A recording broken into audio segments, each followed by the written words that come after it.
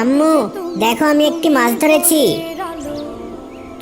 মাশাআল্লাহ মাশাআল্লাহ, এত তাড়াতাড়ি কিভাবে মাছ ধরলে আজ? বিসমিল্লাহ বলে জাল ফেলতেই দেখি আমার জালে মাছটা ধরা পড়েছে।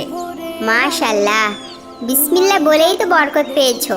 আজ তাহলে আমরা এই মাছ দিয়েই রান্না করব। কিন্তু আম্মু এই মাছটা না খুব ছোট, আমি চাইলে আরো বড় মাছও ধরতে পারবো। বাবা, আল্লাহর উপর ভরসা রাখো, তিনি আমাদের যা দেন তাই আমাদের জন্য যথেষ্ট।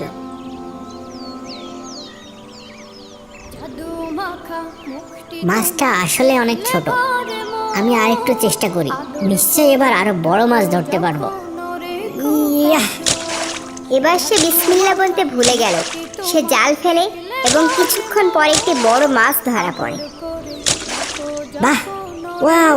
আম্মু দেখো আমি একটা বড় মাছ ধরেছি। হ্যাঁ? না, এটা কি হলো? মাছটা পালিয়ে গেল। কি হয়েছে ইমরান, এত হতাশ কেন? আম্মু একটু আগে আমি একটা বড় মাছ ধরেছিলাম, কিন্তু তা পালিয়ে গেল। ইমরান, তুমি কি বিসমিল্লাহ বলেছিলে? না আম্মু, আমি ভুলে গিয়েছিলাম।